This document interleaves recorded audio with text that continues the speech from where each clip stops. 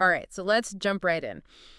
You've been digging into this whole entrepreneurship thing, and I know you love those stories. You know, the ones where somebody turns $100 into like 100 grand a month?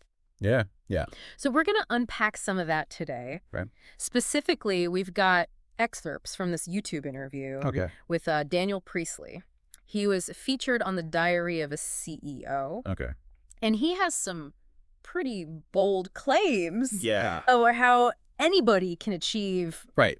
significant financial success. Well, and that's what's really interesting about his approach is that it's not just about like grinding and hustle. Right. He's actually built multiple successful businesses. Yeah. And he really focuses on this blend of strategy and mindset and process. Yeah, it's not just hard work, it's smart work. Exactly. So he calls it the money-making formula. This idea of going from $100 to $100,000 a month. It sounds almost too good to be true. Right. But he insists that anybody can do it if they follow his approach. Okay. And he's got a pretty impressive track record, too. Yeah. Multiple businesses hitting $1 million in their first year. Wow. A few that surpassed 10 million. That's impressive. One of the first things he talks about is this whole idea of sharpening ideas in the market, not in the mind. Yeah. So many people spend months and years perfecting an idea just in their head. Right. And they never even test it in the real world. Right. You could have what you think is a brilliant product, but Exactly. if there's no demand... If nobody wants it. Yeah, you're just wasting your time. Totally. So that's where real-world testing comes in. Exactly. And he really advocates for validating these ideas quickly and cheaply. Cheaply and quickly? Like, think about Elon Musk. Oh, yeah. And the waiting lists for the Tesla. Yeah, that's a perfect example. That's genius. Totally. He was able to gauge demand before he invested heavily in production. Yeah. It reminds me of what Priestley did with his idea for an AI book writing tool. Whoa. Yeah, he had this idea, but he wasn't sure if there was a market for it. Okay. So he just put up this simple LinkedIn post. Oh, wow. Created a waiting list. Right. Ended up with 750 signups. Oh, wow. That was all the validation he needed to start building the product and even get funding. That's incredible. So it's a powerful lesson, right? These low-cost, low-risk tests can give you such crucial feedback without having to sink a ton of time or money into something that might not work. Totally. But this leads us to a question that I bet you're asking yourself right now. Okay. What about passion? Right. Does passion matter? Do you need to be head over heels in love with your business idea to succeed? Yeah, that's the age-old question. Priestley has a really interesting take on it. Okay. He says passion is important, but it's not the whole story. Right. He argues that while passion is essential for perseverance, especially when things get tough, especially when it's hard, it needs to be coupled with market demand. Yeah, you got to have both. For real success. Right. It's finding that sweet spot where your drive intersects with a real need in the market. He has a framework for this. Oh, okay. He calls it origin, mission, and vision. Okay. It's about figuring out what you're genuinely passionate about, but then making sure that aligns with a purpose that resonates in the real world. So it's not just about chasing trends. It's not about making a quick buck. Okay. It's about building something that you truly believe in. Right. Something meaningful. That solves a problem for other people. I like that. And that brings us to the art of the pitch. Oh, the pitch. Priestley is a huge advocate for pitching and not just for investors. Right. He believes you're constantly pitching. Oh, interesting. Whether you're selling a product, attracting talent, or even convincing a friend to go to lunch with you. It's true. We're always trying to persuade someone. And he's got this framework he calls Capstone. Capstone. For crafting a compelling pitch. Okay, I like it. It stands for clarity, authority, problem, solution. Why, opportunity, next steps. And essence. Okay, so clarity, authority, those make sense. Yeah. You need to be clear. You need to position yourself as an expert. Right. But essence, what is this? This essence part has me intrigued too. Yeah. What does he mean by that? It's all about the emotional impact of your pitch. Okay. People remember how you made them feel. Mm-hmm. Do you want your listener to walk away feeling inspired? Right. Hopeful, intrigued? It's about the story. It's about making a genuine connection, not just conveying information. Yes. And then he's got this really interesting concept called with or without you energy. Okay. It's this way of pitching where you make it clear that you're moving forward regardless. Okay. but they have the opportunity to be a part of it.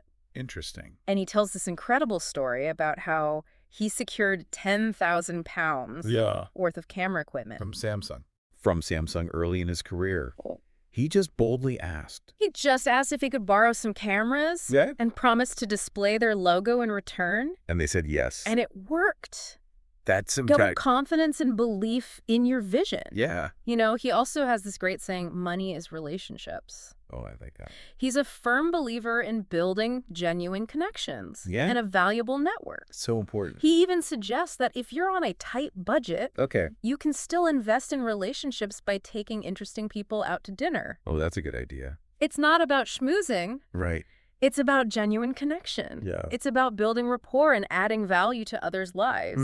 And he actually shares a story about an email that stood out to him. Right. Because the person clearly did their research, offered a specific value proposition, and demonstrated that they genuinely wanted to connect. So he responded. And because of that, he responded, it's great. So it's a good reminder that even in our digital world, personalized and thoughtful outreach can be so effective. It can. But now, for a little curveball, Priestley suggests this pretty unconventional path to wealth creation. What is it? Acquiring existing boring businesses. Boring businesses. You're probably thinking, what? Yeah. But his logic is actually pretty sound. These businesses, while not the most exciting, often have a strong foundation. Established infrastructure cash flow, a customer base. So instead of starting from scratch, you're leveraging something that's already there. And he points out that a lot of baby boomers are nearing retirement. And they're looking for succession plans for their businesses. This creates a potential gold mine of opportunity. Like what kind of businesses? Think about it. Dry cleaners, plumbing companies, manufacturing firms. These are the businesses that are the backbone of our economy. They might not be trendy. It might not be flashy, but they've got solid track records. Loyal customers. They're reliable. And what they might be lacking is a fresh perspective. Someone with the energy and vision to bring them into the digital age. Makes sense. And he even suggests that you might be able to acquire one of these businesses with little to no upfront capital. Wait, how is that possible? We'll get into the details later. But it involves understanding deal structuring and vendor financing. Got it. He uses this example of his friend who acquired a business called Kit King. And turned it into this massive success. Wow. The business was already doing well, but the owner was ready to retire. The new owner came in, digitized operations, re-energized the team, focused on building a strong brand. And within a couple of years, the business had grown by 500%. 500%. So it's about seeing the potential that others might overlook and applying those same principles. And those core principles that we've been talking about. Idea validation, relationship build, asset creation. It's all connected. It's fascinating. It is. But this is where it gets even more interesting. He suggests that in today's world, you don't necessarily need a high-priced CFO to help you with structuring these deals. Interesting. Tools like ChatGPT are becoming increasingly powerful. Yeah. And they can offer initial guidance on what? On structuring a deal, drafting heads of terms, reviewing contracts, and even generating emails. That's a game changer. To potential business partners. And Priestley believes this is just the tip of the iceberg when it comes to AI's impact on business. So it's like having a virtual business consultant at your fingertips. It really is. But with all this talk about leveraging AI, it makes you wonder, what about the human element? Is there still a place for humans? And that's something Priestley addresses directly. He cautions that while AI can be an incredible tool, it can also turn us into mindless consumers, glued to our screens, constantly bombarded with targeted advertising. It's a slippery slope. So how do we avoid that trap? How do we stay human? How do we use AI without letting it use us? Exactly. He believes it comes down to making a conscious choice. So? Do we want to be controlled by algorithms, or do we want to use AI as a force for good? I like that. A force for good. It's a question we all need to consider. We do. As AI becomes increasingly integrated into our lives. Yeah. But amidst all this talk about business strategy and AI, yeah. Priestley also touches on something that's really important. Okay. Work-life balance. Oh, work-life balance. He believes that the concept of work-life balance is often misunderstood. Okay. He points out that people who achieve significant success typically work very hard. They do. However, there's a big difference between grinding away at a soul-crushing job and pursuing work that is both challenging and fulfilling. Yeah, it's about finding work that energizes you. Yes. Not drains you. So it's about finding work that energizes you rather than drains you. Exactly. He argues that the key is to find work that allows you to build assets. Okay. That will continue to generate value. Yeah. Even when you're not actively working. So it's not just about trading time for money. It's about creating something that has lasting impact. I like it. He uses the example of his own podcast. Right. Which continues to reach new audiences and generate revenue. Yeah. Even when he's not actively recording new episodes. That's the dream. He also mentions his wife, who renovates properties.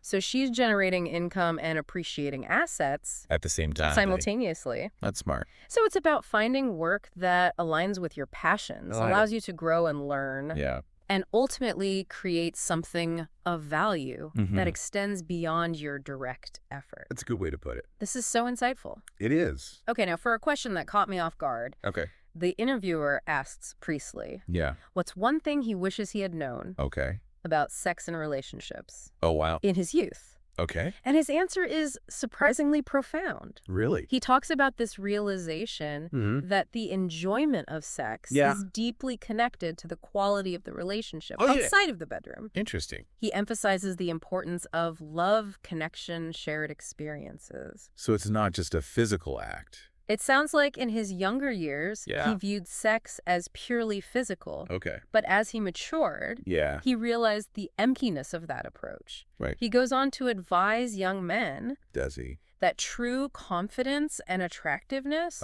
come from building a strong sense of self, not relying on tricks or manipulative tactics. Yeah, you got to be authentic. It's a perspective that shifts the focus from conquest to genuine connection. Right, and mutual respect. Exactly. Yeah. And in true deep dive fashion, of course, he connects this back to what? To the concepts of functionality versus vitality. Oh, interesting. Sex can be a purely functional act. Okay. Or it can be an expression of love and life force energy. Right. Shared between two people. To a different level. It makes you think, right? Having these conversations earlier on could lead to more fulfilling relationships. Yeah, for sure. It's amazing how even a conversation about business and entrepreneurship can lead to such unexpected insights about life.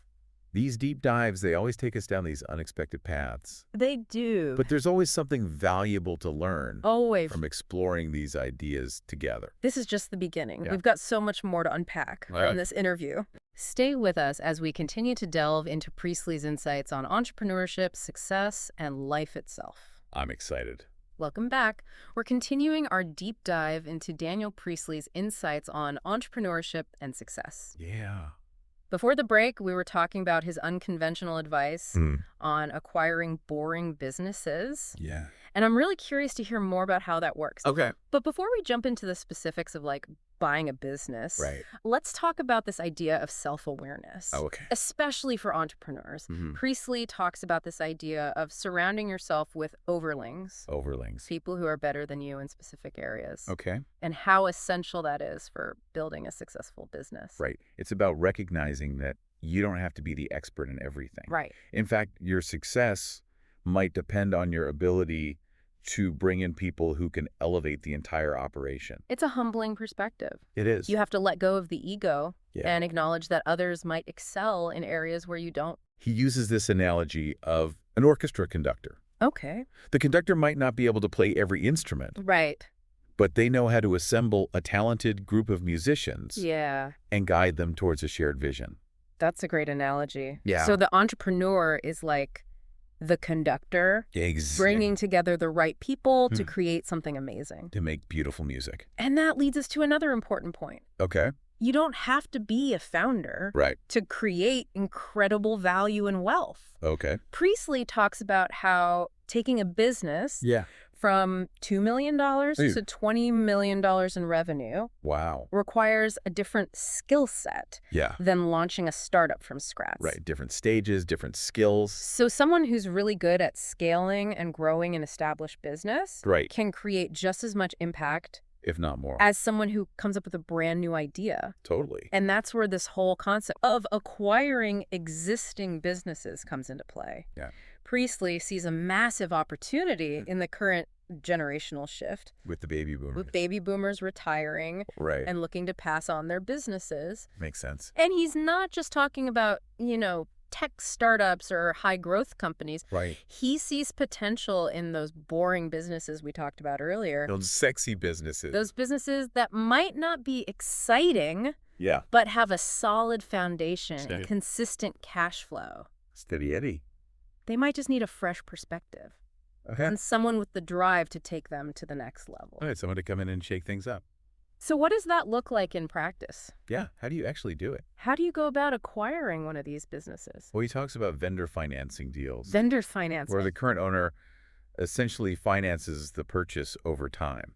So you don't necessarily need a huge chunk of money up front.